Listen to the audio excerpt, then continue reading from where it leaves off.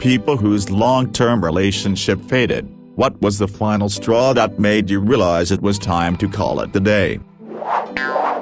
I got to a point where every day I was alone I'd be rehearsing ways to say I want to break up and couldn't bring myself to do it when he got home. At some point I realized that wasn't normal and for his sake I should just end it before it goes too far. That was a 4-year relationship.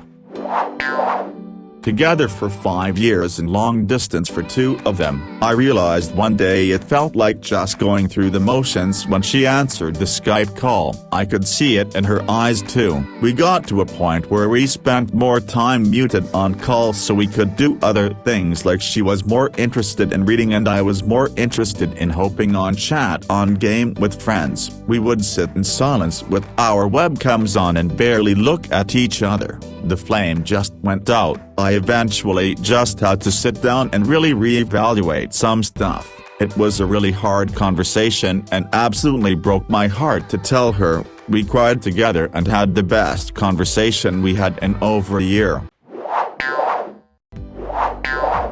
In the summer of 1979 I was working as the receptionist for a fancy travel agency in New York that did the bookings for entities like the Metropolitan Opera and the Cleveland Symphony Orchestra. One day the phone rang. I answered it. Mayfair Travel. How may I help you?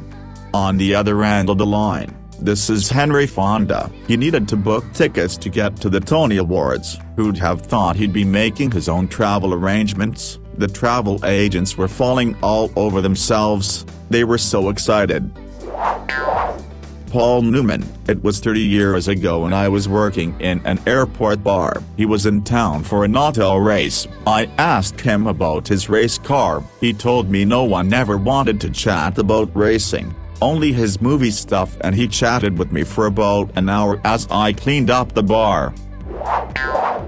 I've met dozens of fighters and wrestlers. I met Conor McGregor right before he blew up. He was very nice and polite. He may be less those things now though. Outside of those type of guys, I've met Chuck Zito. He was also nice, and had some serious meat hooks. He's maybe not that famous, but as a huge fan of Oz and Sons of Anarchy, it was definitely cool to meet him.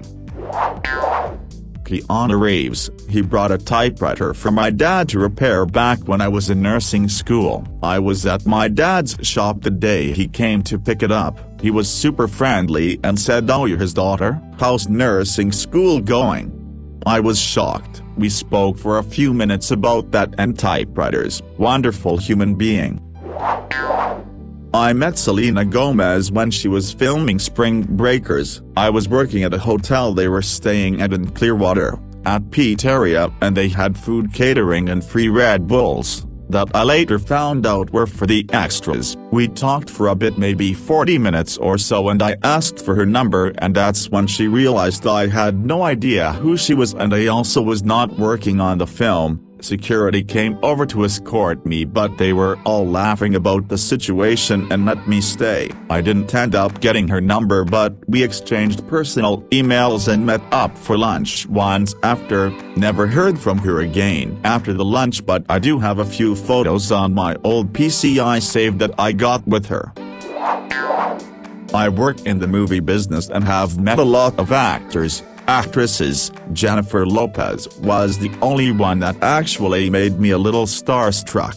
Best part is that I was checking her out while not realizing it was her until she turned around. She was like 2 feet in front of me and we just smiled at each other. She totally knew I was staring at her ass. I met Simon Pegg when I was working as a cashier at Borders, and I love to share this story because he was such a nice and funny guy. It was like a Tuesday in the afternoon and the place was empty. He came up to me with some stationery and I started ringing him up. The entire time I was thinking he looked so much like him, but I didn't think it was him since I wasn't in the UK, and as far as I knew he wasn't filming a movie in Chicago, so it was a pretty quiet transaction. After it was done and I was handing him his bag with his stuff, I jokingly said, "Has anyone told you that you look like the guy from Shaun of the Dead?" He replied, "I am the guy from Shaun of the Dead." About 12 years ago I used to interview bands for the Boston Phoenix, a local newspaper that's since closed up shop. One of the bands I interviewed was the Red Romance, which was a side project of Ambulance Limited. That's not the famous person though. That night they had an opening act called Fiction Plane, who I ended up hanging out with while Red Romance was wrapping up their set. It turns out, the lead singer of Fiction Plane is the son of Sting. How did I discover this? Because Sting randomly showed up in the green room backstage while we were hanging out. He was in town that weekend to play a show at a slightly larger venue. Fenway Park. He seemed nice, and I remember he had a very calm presence about him. I guess mine would have to just be my grandpa. Not that he's a super famous celebrity or anything like that, but he was nominated for a Grammy once. He wrote a country song called The Streets of Bakersfield, which was first sung by Buck Owens and later by Dwight Yoakam. So he's not famous to you, but we're all proud of what he accomplished, and I like that even though he passed away I can still watch videos of him on YouTube. Blake Shelton even did a cover duet version on The Voice just a few months ago. It's always cool to hear the words my grandpa wrote sung. I met Brad Pitt in the mid-80s. He was a nobody and I was an extra on a movie he was also an extra on. He was talking about a movie idea he had about a Rocky-type movie about an Olympic athlete. I was like, oh yeah, nice. I still have a photo of me and my cousins and girlfriend hanging out with him in the background looking lonely. I also met Andrew McCarthy, who was the big star of the movie. I met Tom Hardy at a dog park, and since our dogs become friends, we became friends. Super cool dude. We were dog park buddies for months before he moved back to the UK. I'm not really the starstruck type, so I didn't really care, or know that much about him. But my roommate who was obsessed with him came to the dog park to meet him with me once, and Tom could not have been more accommodating. He even volunteered to do his voice message recording in the voice of Bane, and it was incredibly cool, saying he was all tied up and couldn't answer the phone. It would be very painful. Our friends would call him regularly just to hear the outgoing message. Andy Griffiths, the Aussie children's book author. I think he's the most famous. I have also met Derek Landy, but while Skullduggery Pleasant is a great series, his books haven't been quite as successful, I don't think. Anyway, he didn't get a TV series based on them. Andy Griffiths was a pretty chill dude. It was at a book signing. We were only supposed to have 2 books signed because there was a huge line, but we had a book written by a different Andy Griffiths that was about learning to play the drums, and he laughed and said I didn't write it but I'll sign that one too. Literally ran into Keanu Reeves in a place up in the mountains above LA. Didn't really recognize him, just thought he was some guy I've seen there before, which actually may be true, but some other people did shortly after and totally freaked out. I was kinda embarrassed on their behalf. Guy wasn't bothering anyone, they could have just left him alone.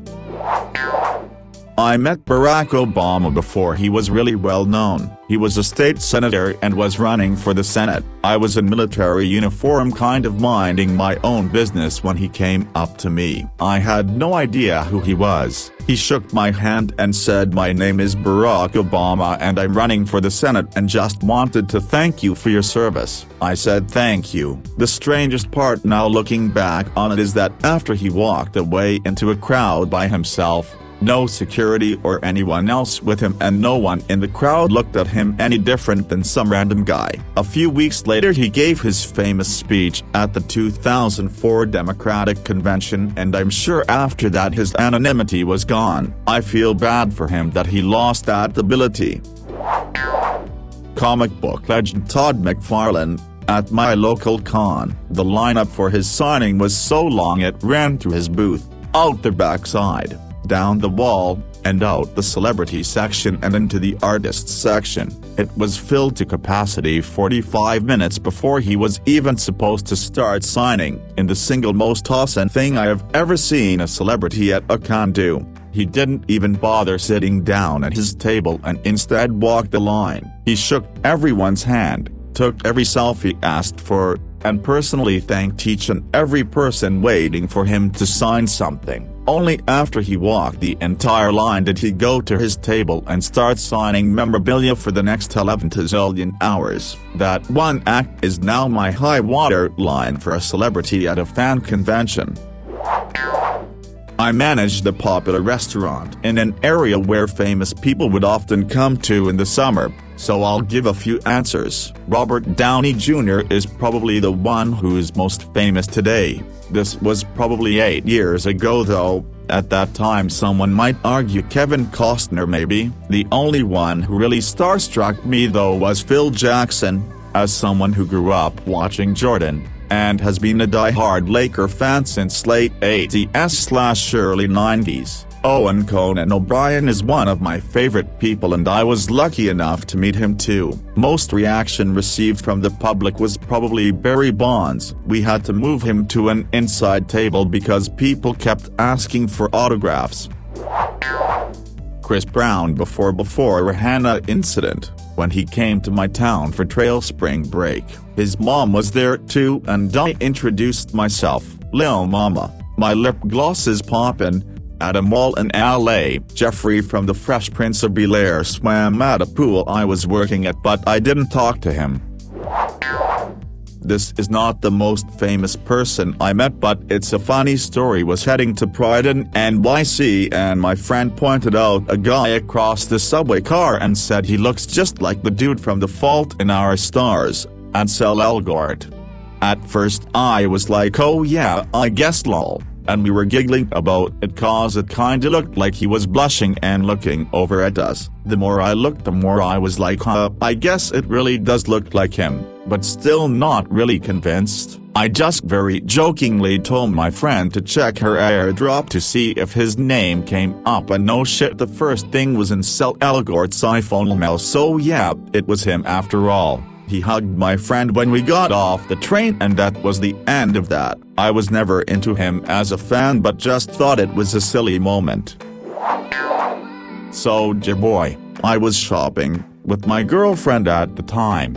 While on a trip to Los Angeles, ran into him at the store, awkwardly stared at him a bit until I built up the courage to mention that I loved his music. He ended up being super nice and having a full-blown conversation with my girlfriend and I for about 15 minutes. I asked him what the biggest size t-shirt he's worn and my girlfriend was asking him about the time Kat Von D tattooed him. Overall super cool guy, literally didn't have to give two teenagers the time of day, but decided to. Rob Corddry was walking behind him at like 2 a.m. drunk with a group of friends in New Orleans heading back to our hotel. When we realized it was him we obnoxiously kept saying Rob. And after a few minutes he finally turned around and acknowledged yes it's me and turned back to continue on his way. As he was walking away I said you're number 2 cause you're the shit, a line from an obscure paintball movie Blackballed that he was the main character in. He shot back around and goes, Blackballed? Only you and my dad have seen that movie, what are all of your names? And came back, shook all of our hands and took a picture with me. Really cool dude and such a random run-in. Was a fun end to a great trip to New Orleans. Stephen Colbert, who is probably my number 1 fave celebrity so I was completely dumbfounded the whole time. He was at the Washington Monument doing a bit for The Late Show and I was a Canadian tourist that happened to be there at the same time. He actually interviewed us for the bit. But as previously mentioned, I was too freaking starstruck to give any TV-worthy answers. Didn't even dawn on me until he moved on to the next folks to try to get the picture. When he initially walked up to us he said, is it okay if I ask you a few questions? My name is Steven. And, like, it took everything I had not to say, no shit. Man. The twinkle in his eye is there just as much as it is on TV.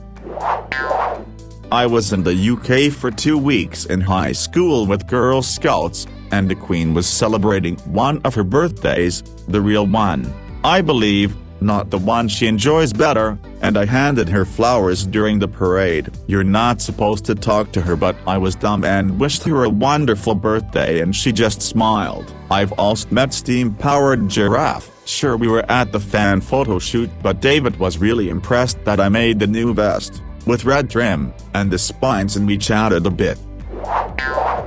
I got a few. Mick Jagger, bit of a sad sack really, quite shy. Rupert Murdoch, bit of cunt really, quite grumpy. Sting, actually lots of fun. To my surprise, we had an argument about the merits of some health food fad. He has a good sense of humor. Carrie Fisher, she said I'd grown, but I had no memory of having met her previously. Charming and funny, also tiny. Bono, didn't talk to him much, but seemed civil enough even though I was being a bit of a cunt myself that day.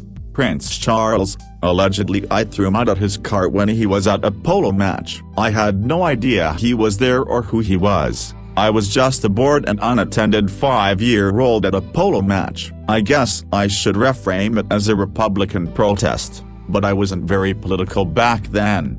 Larry Fishburne and Gina Torres, both perfectly nice, but we didn't talk much. Michael Nyman seemed nice but had a massive temper tantrum because someone else had a nicer dressing room. I was disappointed because I love his work. Trevor Horn, we had an argument about file sharing. He's a prickly fucker, but his opinions are so outlandishly out of touch that I can't help but enjoy his company.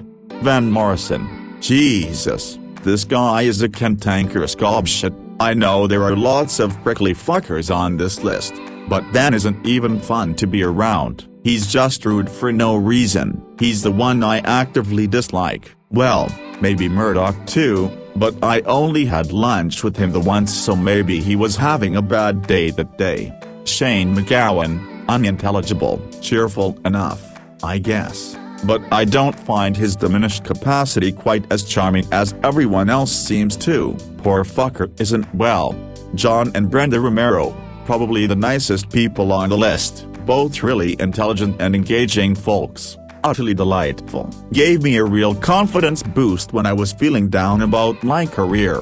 There's more, but I don't want to dox myself, and that's already plenty.